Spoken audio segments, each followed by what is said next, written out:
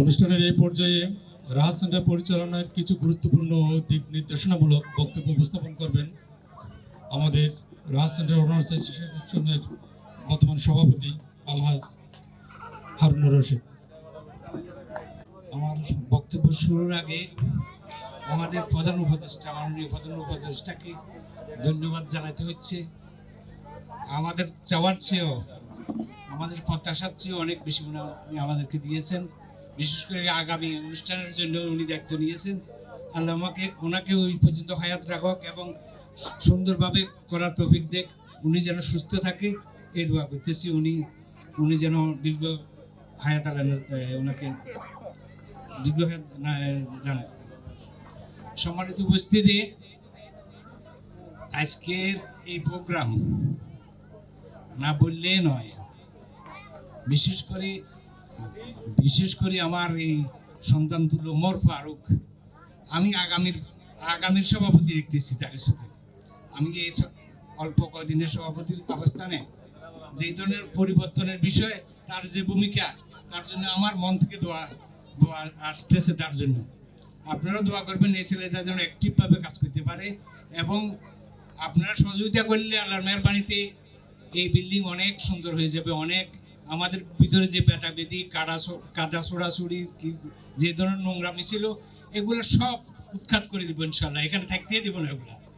এগুলা থেকে উৎখাত করে আমরা সুন্দরভাবে যেন বাস করতে পারি, এমন এক পরিবেশ আপনাদেরকে উপহার দিব। এবং আরও করতেছি আমার দাদা, উনি অনেক ভূমিকা রাখছেন। উনি আগে থেকে, প্রথম থেকে আমাদের প্রতি সুদৃষ্টি রাখেন, অনেক ভূমিকা রাখছেন। আমাদের উপদেষ্টারা বৃন্দ ছিলেন, আমাদের আগের সভাপতিরা যার যার অবস্থান থেকে তিনি ভূমিকা রাখছেন, আমরা এটা অস্বীকার করি না। আমাদের এই উপদেষ্টা আমার বড় ভাই, উনি অনেক ভূমিকা, এই অনুষ্ঠানের জন্য ওনার ভূমিকা কম না, অনেক বেশি ভূমিকা ছিল। ওনাকেও ধন্যবাদ জানিয়ে আমার কথাগুলো আমি শুরু করতেছি। একটু মন দিয়ে কথাগুলো শুনতে হবে, বেশি সময় নেব না ইনশাল্লাহ। আসসালামু আলাইকুম রহমতুল্লাহ। আল্লাহর অশেষ মেহরবানিতে আমরা আছি এখানে একত্রিত হয়েছি পারিবারিক মিলন মেলায় উদযাপন করতে। আলহামদুলিল্লাহ, এই মিলন মেলা শুধু একটি সামাজিক অনুষ্ঠানের নাম নয়, বরং এটি আমাদের পারস্পরিক সম্পর্কে আরও সুদৃঢ় করবে এবং একটি সুন্দর, সুখী এবং শৃঙ্খলাবদ্ধ আবাসন গড়ে তোলার এক মহৎ উপলক্ষ। আমি আপনাদের সামনে কিছু গুরুত্বপূর্ণ দিক তুলে ধরতে চাই, যা আমাদের ভবন ব্যবস্থাপনাকে আরো সুন্দর ও কার্যকরী করতে সহায়ক হবে।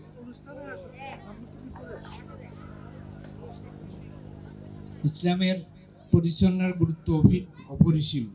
প্রিয় নবী সাল্লাল্লাহু আলাইহি সাল্লাম সহিহ মুসলিম শরীফে একটি হাদিস বলেছেন, পরিষ্কার পরিচ্ছন্নতার দায়িত্ব আমরা আমাদের বাসস্থান যেমন পরিষ্কার পরিচ্ছন্ন রাখতে চাই, ভবনের আভ্যন্তরীণ কিংবা ফ্ল্যাটের সামনে কোনো অবস্থায় ময়লা আবর্জনা ফেলা যাবে না। সিঁড়ির পাশে কোনো ধরনের ময়লা বা সিঁড়ির ঘরে কোনো অপ্রয়োজনীয় জিনিস জমা করে রাখা যাবে না। অত্যন্ত মনোযোগ দিয়ে শুনতে হবে এই বিষয়ে।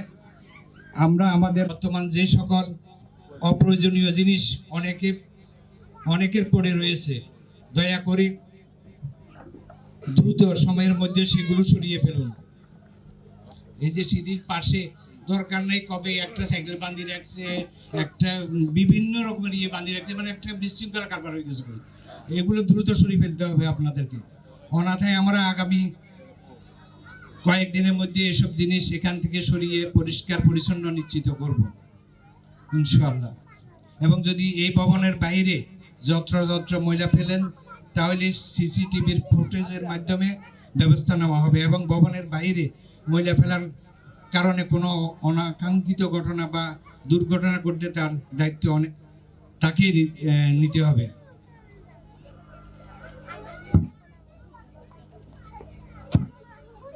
সম্মানিত উপস্থিতি, আমরা ধৈর্যের বিচ্যুত ঘটাবো না, শীঘ্রই কথাগুলো শেষ হয়ে যাবে এবং আমাদের জন্য ভোজনের ব্যবস্থা আছে আমাদের সবার জন্য ইনশাল্লাহ। আমরা এরপরে দিয়ে আমাদের পুরস্কার বিতরণী আছে, এরপরে দিয়ে আমাদের জন্য বিশাল একটা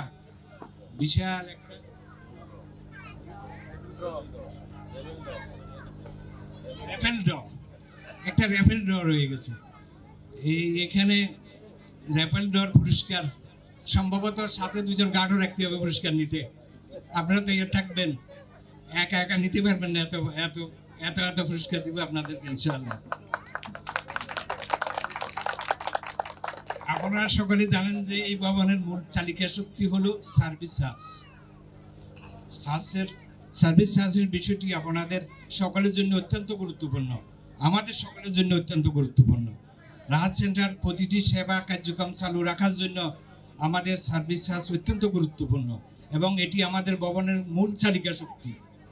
এর অর্থ দিয়ে আমরা ফ্ল্যাটের বিদ্যুৎ বিল পরিশোধ করি, জেনারেটরের তেল ক্রয় করি, সিকিউরিটি কর্মী এবং অন্যান্য স্টাফদের বেতন পরিশোধ করি এবং আরও অনেক গুরুত্বপূর্ণ খরচাদি পরিচালনা করি। কিন্তু বর্তমান পরিস্থিতিতে আমাদের এই খরচ পরিশোধ করতে খুবই কষ্ট হচ্ছে এবং বেশিরভাগ সময় আমরা লক্ষ্য করছি বর্তমান পূর্ববর্তী কোষাধ্যক্ষেরা নিজেদের পকেট থেকে সাময়িক সময়ের জন্য অর্থ ধার দিয়ে আমাদের এই সকল ব্যয় পরিশোধ করেছেন, যাতে ভবনের সকল কার্যক্রম চালু থাকে। সম্মানিত উপস্থিতি, এখন আমি আপনাদেরকে কাছে একটি গুরুত্বপূর্ণ আবেদন রাখতে চাই। প্রিয় বাসিন্দাবৃন্দ, ভবনের সার্বিক পরিচালনার জন্য নির্ধারিত সার্ভিস চার্জ সময় মতো পরিশোধ অত্যন্ত জরুরি। আমাদের ভবনকে সচল রাখার জন্য এই অর্থের প্রয়োজন, যাতে আমরা প্রতিদিনকার খরচগুলো নির্বিঘ্নে চালাতে পারি। তাই আপনাদের সকলকে আগামী 2 মাসের মধ্যে সকল বকেয়া সার্ভিস চার্জ পরিশোধ করার জন্য অনুরোধ করছি। আমি এটা আবার পড়তেছি, আবার স্মরণ করাই দিতে যাচ্ছি আপনাদের সকলকে আগামী 2 মাসের মধ্যে সকল বকেয়া ও সার্ভিস চার্জ পরিশোধ করার জন্য অনুরোধ করা যাচ্ছে। এছাড়া ভবিষ্যতে প্রতি মাসে নির্ধারিত সময়ে চার্জ পরিশোধ করবেন বলে আশা ব্যক্ত করেছি, যাতে ভবনের কোনো কার্যক্রমে বিঘ্ন না হয়। যদি আগামীতে কোনো বাসিন্দার নির্ধারিত সময়ে সার্ভিস চার্জ পরিশোধ না করেন, তবে তাকে বিলম্ব ফি পরিশোধ করতে হবে এবং তারপরে দিয়ে আমরা আরও কঠোর সিদ্ধান্ত নিতে থাকবো এটা যদি হতে থাকে। রাসূল সাল্লাল্লাহু আলাইহি ওয়াসাল্লামের একটি হাদিস, যে ব্যক্তি ন্যায়ের উপর থাকা সত্ত্বেও বিবাদ পরিহার করে, তার জন্য জান্নাতের একটি দরজা, একটি ঘর তৈরি করা হবে। তিরমিজি শরীফ। বিবাদের সুযোগ থাকে, আমরা এখানে বাস করি, বিবাদের সুযোগ থাকার পরও নীরবে এটাকে হজম করি, তাহলে আমাদের এখানে শান্তি বিরাজ করবে। আমরা বিবাদে জড়াবো না, আমরা শান্তিতে বসবাস করতে চাই। আমাদের এখানে হিন্দু ভাইয়েরও আছে, আমরা মুসলিম ভাইয়েরা আছি, সবাই মিলে আমরা শান্তিপূর্ণভাবে এখানে বসবাস করতে চাই। আর আমার স্যার বলেছেন এখানে একটা এই জায়গাটার নাম শুনলে আতঙ্কজনক জায়গা মনে হয়, যে অনেকে এটাকে করে যে যেহেতু বাস স্ট্যান্ড, এরপরে দুদিনিয়া বদরেশনী বাস করে, এটা সবার জন্য মঙ্গল হবে। আমাদের সম্মানিত উপস্থিতি, আমাদের এই আলোচনার মাধ্যমে সমাধান করতে হবে, যে কোনো বিরোধ এবং মত মাধ্যমে তা মীমাংসা করব। প্রয়োজনে কমিটির মধ্যস্থতায় বিষয়টি সমাধান করা হবে। কোনো প্রতি বিশেষ অনুরোধ রইল। আমরা লক্ষ্য করছি এনে ভবনের বিশৃঙ্খলা সৃষ্টি করেছেন, এটি কোনোভাবেই কাম্য নয়। ভবিষ্যতে বাইরের লোক এনে বিশৃঙ্খলা পরিবেশ তৈরি করা সম্পূর্ণ নিষেধ থাকবে। এই বিষয়টি ভবনের নিরাপত্তাও সবার জন্য গুরুত্বপূর্ণ, তাই সকলকে সচেতন থাকবেন, তাই স্যার পরিচয় দিবেন। সম্মানিত ফ্ল্যাট মালিকগণ, আপনারা যারা ফ্ল্যাট ভাড়া দিয়েছেন তাদের কাছে রাহাত সেন্টার অফিসে জমা দিবেন। একই সঙ্গে ভাড়াটিয়া যদি ফ্ল্যাট ছেড়ে চলে যেতে চায়, তাহলে তাকে অবশ্যই বকেয়া পরিশোধ করতেই হবে। পরিশোধের পর অফিসে থেকে ভাড়াটিয়াকে একটি ছাড়পত্র গ্রহণ করতে হবে, যা তিনি ফ্ল্যাট মালিকের কাছে বুঝিয়ে দিবেন। এইভাবে আমরা নিশ্চিত হতে পারবো যে তিনি কোনো বকেয়া রেখে যাননি। প্রিয় সম্মানিত বাসিন্দাগণ, আসুন আমরা সকলে আমাদের ভবনকে একটি আদর্শ আবাসন হিসেবে গড়ে তুলি, যেখানে সৌহার্দ্য, শৃঙ্খলা, ইসলামের আদেশ অনুসরণ করা হবে। আমরা সবাই যদি একসঙ্গে নিয়ম মেনে চলি তাহলে ইনশাআল্লাহ রাহাত সেন্টার হবে একটি শান্তিপূর্ণ বাসযোগ্য আবাসন। আমাদের ভবনের সব হিসাব নিকাশ আরও সচ্ছলভাবে পরিচালনা করার জন্য আমরা দ্রুত কিছু ব্যবস্থা গ্রহণ করব। ভবনের প্রতিটি খরচ এবং কার্যক্রম সকলের সামনে সুস্পষ্ট থাকবে, যাতে কোনো রকম বিভ্রান্ত অস্পষ্টতা না থাকে। এছাড়া প্রতিটি কাজে তা ছোট হোক বা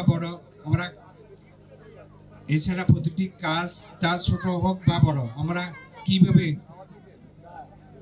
আরও স্মার্ট এবং সহজভাবে সম্পাদন করতে পারি সেই বিষয়ে আমরা দূরদর্শী সিদ্ধান্ত গ্রহণ করব, যাতে ভবনের সমস্ত কাজ আরও সুষ্ঠু ও দ্রুত হতে পারে। আমাদের সকলের ছোট বড় প্রয়োজনীয় কাজ ধাপে ধাপে সম্পূর্ণ করা হবে ইনশাআল্লাহ, যাতে কোনো কিছুর অযথা চাপ সৃষ্টি না করা এই জন্য সবচেয়ে বেশি যে বিষয়টি প্রয়োজন তা হলো আপনাদের আন্তরিক সহযোগিতা। সম্মানিত উপস্থিতি,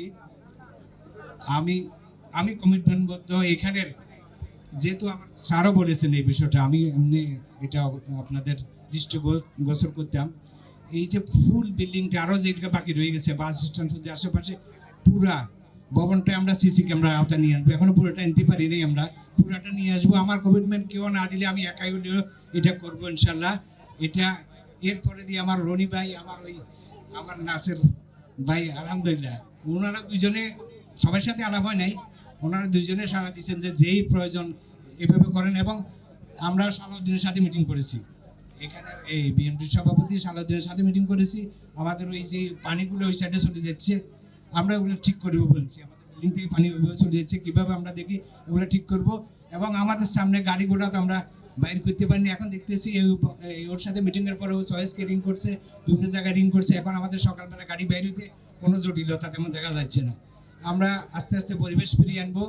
আর আমার স্যার যদি দ্রুত আমাদেরকে ছোটো গেটটা করে দেন, আমরা ওখানে খুবই কষ্টকর অবস্থানে আছি। ওখানে রাত হলে বিভিন্ন রকমের সমস্যা করে, টেবিল নিয়ে বসে থাকে। ছোটো গেটটা ওখানে করে দিলে আমরা ওই সাইডটা অনেক সুন্দর করব। আল্লাহ আমাদেরকে তৌফিক দেখ। আমরা সবার মঙ্গল কামনা করি। আমার কথাগুলো এখানে শেষ করছি। ওমা তৌফিক ইল্লা বিল্লাহ। আসসালামু আলাইকুম ওয়া রাহমাতুল্লাহ। সভাপতি, আপনার মূল্যবান বক্তব্য উপস্থাপন করার জন্য।